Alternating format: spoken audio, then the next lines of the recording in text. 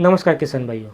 हमने देखा है कि जिन पेड़ पौधों के ऊपर दिसंबर, फरवरी या जनवरी के महीने में पत्तियां नहीं होती, उनके ऊपर चैत्र के महीने में पत्तियां आने लगती हैं और ये पत्तियां इतनी हरी होती कि जिन फसलों को हम नॉर्मली पानी देते हैं या इरिगेशन देते हैं, उनके ऊपर भी इतनी हरी पत्तियां नहीं दिखाई देती। तो ये होता है नॉर्मलाइज, जो केमिकल या अन्य चीज़ें पौधे के अंदर बनती है उसकी वजह से। अब पौधे के अंदर एक चीज़ और बनती है जिसको हम अमाइनो एसिड बोलते हैं, और उसमें भी आर्जिनाइन नाम का अमाइनो एसिड इसके ऊपर ज़्यादा काम करता है, क्योंकि ये आर्जिनाइन नाम का अमाइनो एसिड नाइट्रोजन का रिचेस्ट सोर्स है। इसमें नाइट्रोजन कार्बन का रेशो ज़्यादा होता है। हमने पहले सुना है कार्बन नाइट्रोजन का रेशो, लेकिन अमाइनो एसिड में नाइट्रोजन कार्बन का रेशो होता है और ये भी आर्जिनाइन अमाइनो एसिड का ज़्यादा होता है, और यही फिर इस जगह पे नाइट्रोजन का सोर्स करके काम करता है। नाइट्रोजन को पौधे को या नई पत्तियां जो निकलती है इनको नाइट्रोजन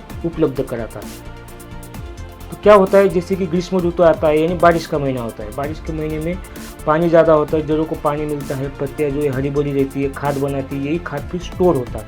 अब ये स्टोर एक तो आपका तने में होगा, तने के अंदर जो भी कोशिकाएं, कोशिकाओं के अंदर जो सेल ऑर्गेनेल होते हैं उसमें भी वैक्यूल होता है, इनमें स्टोर होता है। या फिर अन्य जो प्रोडक्ट बनाते हैं उसमें भी अमाइनो एसिड, और ये अमाइनो एसिड में भी आपका आर्जिनाइन अमाइनो एसिड जो नाइट्रोजन को स्टोर करके रखता है, और यही नाइट्रोजन फिर बाद में ये एनर्जी देता है। अब ये आपका जड़ विकास में भी काम करता है, और ये नाइट्रस ऑक्साइड बनाता है, या फिर अन्य न्यूट्रिशन या स्पर्मिल जैसे आपके पॉलीअमाइन बनाने में भी ये महत्वपूर्ण भूमिका निभाता है। और यही दोनों प्रोडक्ट यानी पॉलीअमाइन या नाइट्रस ऑक्साइड ये आपका जड़ विकास में काम करते हैं या अन्य मेटाबॉलिक एक्टिविटी में भी ये काम करते हैं। अब जड़ विकास में ये मुख्य जड़ तो नहीं, लेकिन जो लैटरल जड़ होती है, दुय्यम जड़ें होती है, ये इनको बनाने में काम करता है।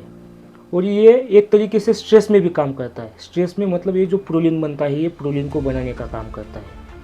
या फिर जो आपके घातक केमिकल बनते हैं जिनको हम रिएक्टिव ऑक्सीजन स्पीशीज बोलते हैं, इनको भी ये स्कैवेंज करने में, निकालने में काम करते हैं। अब इनको स्कैवेंज करने के लिए एंटीऑक्सीडेंट चाहिए, ये एंटीऑक्सीडेंट भी बनाने का काम जो है आर्जिनाइन अमाइनो एसिड करता है। तो इसमें सुपर ऑक्साइड डिसम्यूटेज हुआ, या फिर एस्कॉर्बिक पेरोक्साइडेज हुआ, या फिर आपका कैटालेज हुआ, इनको भी ये अमाइनो एसिड बनाता है। तो इस तरीके से ये काम करता है। तो इनका फसल में क्या होता है, क्या फ़ायदा हो सकता है? तो जो भी फसलें हैं जिनके ऊपर हम बाहर ट्रीटमेंट करते हैं या पहले स्ट्रेस देते हैं, पत्तियाँ गिराते हैं, फिर नई पत्तियाँ लाते हैं, तो ऐसे सिचुएशन में ये आर्जिनाइन अमाइनो एसिड नई पत्तियाँ, हरी भरी पत्तियाँ और फूटन को प्रमोट करने का काम करेगा। जैसे कि हमने अनार में देखा है कि हम स्ट्रेस देते हैं, पत्तियाँ गिराते हैं, फिर नई पत्तियाँ निकलती है, यानी चौकी अच्छी सेट होनी चाहिए।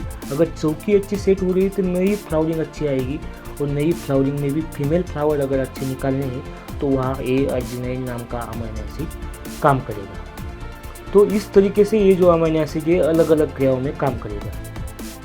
धन्यवाद।